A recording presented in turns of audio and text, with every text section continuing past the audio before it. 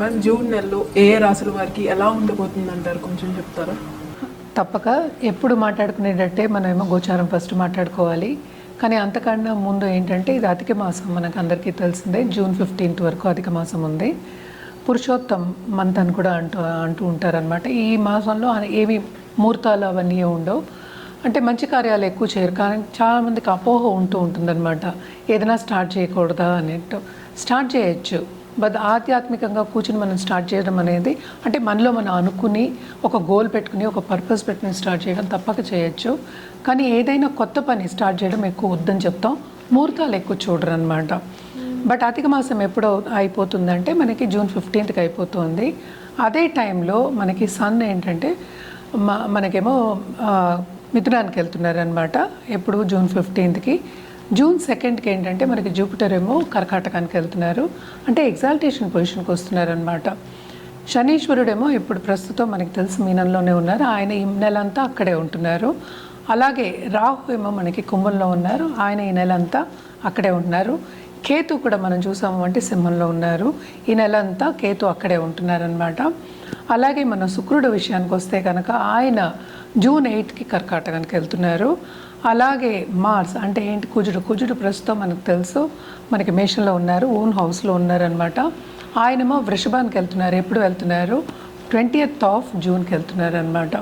అలాగే మెర్కురీ మనం ప్రస్తుతం చూసాము అంటే కనుక మనకి మిథునంలో ఉన్నారు, ఆయనేమో మనం చూసాము అంటే 22nd జూన్కేమో కర్కాటకానికి వెళ్తున్నారనమాట.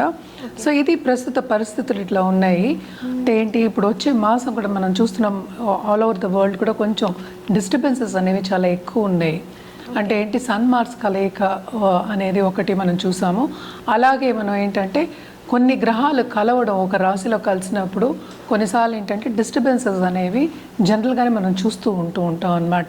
ఇది జనరల్గా జరిగిపోయింది గురించి మనం మాట్లాడుతున్నాం, ఇప్పుడు జరగబోయేది గురించి మనం మాట్లాడదాము. సో కొన్ని రాశుల వారికి చాలా బాగుంటుంది, కొన్ని రాశుల వారికి అంత బాగుంటుందో ఎప్పుడు మనం మాట్లాడుకున్నట్టే. అంటే 12 రాశుల వారికి అన్నీ బాగుండాలని లేదు కదా. సో జనరల్గా మనం ఏంటంటే పరిహారాలు చేయమని చెప్తూ ఉంటాము. ఏమేం పరిహారాలు చేయొచ్చు అంటే, జనరల్ పరిహారాలు ఎప్పటికైనా మనం చెప్పేది ఏంటంటే శక్తి పూజలు కంటిన్యూ చేయండి. శక్తి పూజలు చేసిన వాళ్ళకి ఏది దగ్గరికి కూడా రాదనమాట. అంటే అమ్మ పాదాలు పట్టుకున్న వాళ్ళకి ఏమీ ఉండదు మనకి అందరూ చెప్తూ ఉంటారు. సో తప్పక శక్తి పూజలు చేసేవాళ్ళు కంటిన్యూ చేయండి. ఒక జపం చేసుకోవడం కానీ లేకపోతే మంత్రోపదేశం చేసుకోవడం కానీ ఇవన్నీ కూడా మనం చేసుకుంటూ ఉండొచ్చు. అండ్ ఆల్సో ఏంటంటే మనం ఈ నెల అంతా కూడా ఆధ్యాత్మికంగా మనం గడపడం అనేది మంచిది. ఎందుకంటే మనకి తెలుసు సన్ చాలా చాలా వేడిగా ఉంది.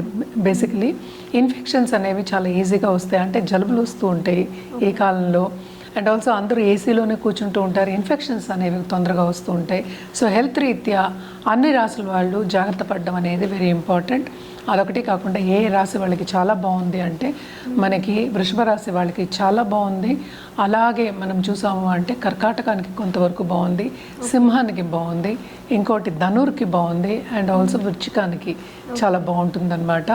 ఇవన్నీ ఏంటంటే జనరల్ ప్రెడిక్షన్సే. ఎవరైనా సరే వ్యక్తిగత జాతకం చూపించుకుని దాన్ని బట్టి మనం పరిహారాలు చేయడం కానీ లేకపోతే ఒక పూజలు చేయడం కానీ లేకపోతే ఏదైనా ఒక స్టోన్ పెట్టుకోవాలన్నా రుద్రాక్ష వేసుకోవాలన్నా ఇవన్నీ చేయడం అనేది చేస్తే కనుక వాళ్ళకి స్పెసిఫిక్గా ఉంటుంది. సో ఈజీగా వాళ్ళకి సొల్యూషన్ అనేది కూడా దొరుకుతుంది అనమాట. సో ఎప్పుడు సొల్యూషన్ వస్తుంది, లేకపోతే ఎప్పుడు మంచి పీరియడ్ వస్తుంది, లేకపోతే ఎప్పుడు జాగ్రత్తగా ఉండాలి, ఇవన్నీ కూడా ఏంటంటే జాతక రీత్యా చెప్పడం అనేది జరుగుతుంది. దానికి ఫస్ట్ ఎప్పుడు ఏంటి, వ్యక్తిగత జాతకం చూపించుకోవడం అనేది వెరీ వెరీ ఇంపార్టెంట్. ఇంకోటి మోస్ట్ ఇంపార్టెంట్ ఏంటంటే మనం టారో కార్డ్ రీడింగ్ కూడా నేను చెప్పచ్చు. అంటే మంత్లీ ప్రొడిక్షన్స్ అనేవి మనం నెక్స్ట్ మంత్ నుంచి చెప్పడం జరుగుతుంది ఇదే ఛానల్లో, హెడ్ టీవీలో, అంటే ఆహా భక్తిలో. అది దానికి ఏంటంటే మన కార్డ్స్ తీసి మనం ప్రెడిక్షన్స్ అనేది చేయడం అనేది జరుగుతుంది. బట్ జనరల్గా ఎవరికైనా టారో కార్డ్ రీడింగ్ చేసుకోవాలి అన్నా కూడా మనీ సంప్రదించవచ్చు అనమాట. అండ్ ఆల్సో టారో కార్డ్లో యూజువల్గా ఏంటంటే 78 కార్డ్స్ ఉంటాయి. దాంట్లో ఏంటంటే 22 కార్డ్స్ ఏమో మేజర్ అండ్ మైనర్ కార్డ్స్ ఉంటాయి అన్నమాట. అండ్ మైనర్ కార్డ్స్ మిగతా 56. అందరికీ తెలుసు, పాక ఆడవాళ్ళకి అందరికీ తెలుస్తుంది కదా 56 కార్డ్స్ ఉంటాయి. దాంట్లో 1 to 10 తర్వాత మనకి జాక్, కింగ్, క్వీన్ అవన్నీ ఉంటూ ఉంటాయి. సో అలాగే ఇవి కూడా ఉంటాయి. ఇవన్నీ ఏంటంటే ఏదైనా సరే మన సైకలాజికల్, అంటే ఏంటి, మనకి యూనివర్స్ ఇచ్చిన ఒక వరం, అంటే ఒక బూన్ కింద తీసుకోవాలన్నమాట, మన బ్లెస్సింగ్స్ కింద తీసుకోవాలి.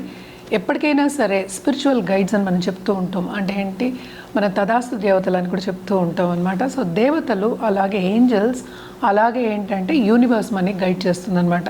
ఏదైనా సరే మన సంకల్పం బట్టి మనకి ఆన్సర్ అనేది వస్తూ ఉంటుంది. అలాగే ఎందుకు దీని గురించి మాట్లాడుతున్నాను అంటే, ఇప్పుడు రిలేషన్షిప్ గురించి కానీ, లేకపోతే ఇప్పుడు లవ్ రిలేషన్షిప్ నుంచి బయటికి రావాలి, లేకపోతే నా పార్ట్నర్ నాకు తిరిగి రావాలి అనుకునే వాళ్ళందరికీ అటు హారోస్కోప్ పట్టి కూడా మనం చెప్పొచ్చు. కానీ ఇక్కడ ఇద్దరు హారోస్కోప్ పట్టి చెప్పవలసి వస్తుంది. ఇది కార్డ్స్తో తీసుకుంటే ఏంటంటే ఇమ్మీడియట్గా ఆన్సర్స్ అనేవి వస్తాయి. దానికి ఏంటంటే మనం రెమెడీస్ ఏం చేయాలి, ఎలాగా మనం మనని సరిదిద్దుకోవాలా, లేకపోతే ఎలా ఇంకోళ్ళతోటి ఉండాలి అని చెప్పడం అనేది కూడా జరుగుతుందన్నమాట. అదేంటంటే 3 కార్డ్స్ తీయడం అనేది డెక్లోంచి 3 తీసుకోవచ్చు, 7 తీసుకోవచ్చు, 10 తీసుకోవచ్చు, 12 తీసుకోవచ్చు. సో ఇట్ ఆల్ డిపెండ్స్ అనమాట. సో ఇయర్లీ అంటే మనం యూజువల్గా ఎక్కువ మనం 7 కార్డ్స్ తీసుకుంటాం అనమాట. అలాగే మనం మంత్లీ చెప్పాలి అనుకో, లేకపోతే ఒక ఇయర్కి చెప్పాలనుకో 12 కార్డ్స్ తీసుకోవచ్చు. సో 12 కార్డ్ తీసుకున్నప్పుడు దాంట్లో మనకి ఏంటంటే ఏం చూపిస్తుంది ఆ టారో కార్డ్స్ అంటే, మనకి దాంట్లో ఉన్న రిజల్ట్ కానీ, లేకపోతే ఏం చేయాలి, నేను ఇందాక చెప్పినట్టు ఒక ఆలోచన అనేది చెప్తుంది. మనం నడవడం బట్టి, మన దాంట్లో నడవడం బట్టి ఏదైనా ముందుకెళ్ళడం కానీ, లేకపోతే వెనక్కి వెళ్ళడం కానీ, లేదా స్తంభించిపోవడం కానీ ఇలాంటివి జరుగుతూ ఉంటాయి. హారోస్కోప్ అయినా అంతే. అంటే వ్యక్తిగత జాతకం మీద మనం చెప్తూ ఉంటాం, రెమెడియల్ మెషర్స్ చేయండి, ఇలా ఉంటుంది, ఇలా ఉంటుంది, ఈ టైంలో ఇలా ఉండండి అని చెప్తాం. అందరూ చేయలేకపోతారు, కొన్ని కారణాలు ఉంటాయి వాళ్ళకి. ఏ కారణం మూలనో చేయలేకపోతే అది ముందుకెళ్ళదు. అంటే ఏంటి, కర్వ మారుతూ ఉంటుందన్నమాట, ఆ రిజల్ట్ మారుతూ ఉంటుంది. సో తప్పక ఏంటంటే రెమెడియల్ మెషర్స్ చేయడం అనేది వెరీ వెరీ ఇంపార్టెంట్. ఇప్పుడు నా పీరియడ్ బాగాలేదు అని రెమెడియల్ మెషర్స్ మానేయకూడదు. అంటే ఏంటి, నాకు అంత డిస్టర్బెన్స్గా ఉంది, నేను చేయలేను అని మానేయకూడదు. అట్ ద సేమ్ టైం నా పీరియడ్ చాలా బాగుంది, నేను అనుకున్నదంతా సాధిస్తున్నాను అని రెమెడియల్ మెషర్స్ చేయకుండా ఉండడం కూడా ఇట్స్ నాట్ కరెక్ట్. అంటే కొంతవరకు మనం ఏం చేయగలమో అది చేయడం అనేది వెరీ ఇంపార్టెంట్. ఇప్పుడు జాతక రీత్యా కానీ, లేకపోతే టారో కార్డ్ రీత్యా కానీ రెమెడియల్ మెషర్స్ ఎందుకు చెప్తాం, బికాస్ ముందు చూపు అంటే ఏంటి, మన ఫ్యూచర్ బాగుండాలనే చెప్తూ ఉంటాం. సో ఫ్యూచర్ బాగుండడానికి అంటే మనం ప్రిపేర్ చేస్తున్నాం అనమాట. అంటే ఇప్పుడు బాగాలేదు కనుక రేపు బాగుంటుందని ఏం లేదు కదా, ఇప్పుడు బాగుండాలి, ఎప్పుడు బాగుండాలని కోరుకుంటూ మన మిగతా రాశుల వారి గురించి మాట్లాడుకుందాం. మేడం, ఈ జూన్ నెలలో మేషరాశి వారికి ఎలా ఉండబోతుంది అంటారు? ఈసారైనా వాళ్ళు అనుకున్నది సాధించగలరు అంటారా? సో నెలలోనే అన్నీ సాధించాలంటే కొంచెం కష్టమే. సో జనరల్గా అయితే మేషరాశి వాళ్ళకి లాస్ట్ మంత్ కన్నా ఈ మంత్ ఇన్ కంపారిజన్ బాగుంటుంది. ఎందుకంటే ఈ రాశికి అధిపతి మనకి తెలుసు మేషంలోనే ఉన్నారు ఇప్పుడు. అదొకటి కాకుండాను ఏలినాట్స్ అని ప్రభావం అనేది ఉంటుంది. సో వర్క్ ప్రెషర్ అనేది చాలా ఎక్కువ ఉంటుందన్నమాట. అంటే ఏంటి, వాళ్ళు సతమతం అయిపోతారు. అంటే సాటర్న్ బై ఇట్ సెల్ఫ్ ఏంటంటే బాగా పని చేయిస్తుంది. సో ఎప్పటికైనా పని చేయిస్తూ ఉంటే మనం ఏంటి, పని చేస్తున్నాం, మనకి ఊరట లేదు, అండ్ ఆల్సో మనం అనుకున్నది సాధించలేకపోతాం అని ఒక మైండ్ సెట్ అనేది వస్తుంది మనకి. కానీ ఈ పీరియడ్ కూడా ఏంటంటే అన్నీ టెంపరీ, అది కూడా వెళ్ళిపోయి మంచి కాలం అనేది తప్పక వస్తుంది. కానీ కూడానే మార్స్ ఉన్నాడు కనుక అగ్రెసివ్ నేచర్ అనేది ఉంటుంది. అంటే ఏంటి, ఏదైనా నేను తొందరగా చేసేస్తాను, ముందుకెళ్ళిపోతాను అనే ఇది ఉంటుందన్నమాట. అలాగే వాళ్ళు చేసే పనిలో కూడా ఎస్పెషల్లీ బిజినెస్ పీపుల్కి బాగుంటుంది. అంటే కొత్త బిజినెస్లో వచ్చే ఛాన్సెస్, విస్తరించే ఛాన్సెస్ మనకి ఎక్కువ కనిపిస్తున్నాయి. అదొకటి కాకుండా 12th లార్డ్ మనం చూసామంటే జూపిటర్ అయ్యారు. జూపిటర్ ఏంటంటే ఇప్పుడు 3వ ఇంట్లో ఉన్నారు. అంటే ఏంటి, ధైర్యానికి మార్స్, జూపిటర్ ధైర్యానికి మనం చెప్పుకోవచ్చు అనమాట. అంటే క్రియేటివిటీకి కూడాను, ముందుకు సాగడానికి కూడా చెప్పచ్చు. అంటే ఏంటి, ఫాస్ట్గా ముందుకెళ్ళడం, విగరస్గా ముందుకెళ్ళడం అనేది మనకి కనిపిస్తుంది అనమాట. తప్పక ఏంటంటే వాళ్ళు చేసే పనిలో కొన్ని అడ్డంగాలు వచ్చినప్పటికీ అది దాటుకుని ముందుకెళ్ళే ధైర్యం అనేది మనకి ఎక్కువ కనిపిస్తుంది. అదొకటి కాకుండా 12th లార్డ్ ఇప్పుడు 4th లోకి వెళ్తున్నారు. అండ్ ఆల్సో మనం చూసామంటే సన్ 2nd ఉన్నారు, ఆయన కూడా 3rd హౌస్లోకి వెళ్తున్నారు అనమాట.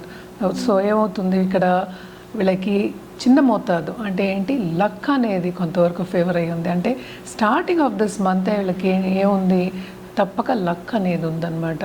అటు పని చేయాలి, దానికోసం శ్రమ పడాలి, కానీ ఫైనాన్షియల్ సిచ్యువేషన్ కానీ, సేవింగ్స్ కానీ కొన్ని తక్కువే ఉంటాయి. ఎందుకంటే ఏలినాట్స్ అనే ప్రభావం తప్పక ఉంటుంది. ముందుకు వెళ్ళడం అనేది కొంచెం కష్టమే ఉంటుందన్నమాట.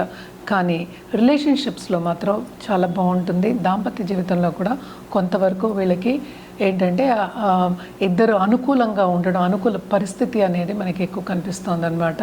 కానీ పై వాళ్ళతోటి మన బాసెస్ కానీ, సూపర్ బాసెస్ కానీ మూడో ఇంట్లో జూపిటర్ ఉన్నారు కనుక తప్పక విభేదాలు వచ్చే ఛాన్సెస్, ఆర్గ్యుమెంట్స్ వచ్చే ఛాన్సెస్ మనకి ఎక్కువ కనిపిస్తున్నాయి అన్నమాట. అదొకటి కాకుండా మనం చూసామంటే 11th రాహు ఉన్నాడు, అలాగే 5th మనకి కేతు ఉన్నాడు అనమాట. సో తప్పక సడన్గా డబ్బు వచ్చే సూచనలు మనకి కనిపిస్తున్నాయి. సో స్టాక్ ట్రేడింగ్లో ఉన్న వాళ్ళకి కానీ, ఫైనాన్షియల్ ఇన్స్ట్రుమెంట్లో ఉన్న వాళ్ళకి కానీ వాళ్ళ అనుకున్నంత వచ్చే ఛాన్సెస్ మనకి ఈ మంత్లో కనిపిస్తున్నాయి అన్నమాట. తప్పక ఏంటంటే ట్రేడింగ్ చేసేవాళ్ళు మార్కెట్స్ చూసుకుని చేసుకోండి.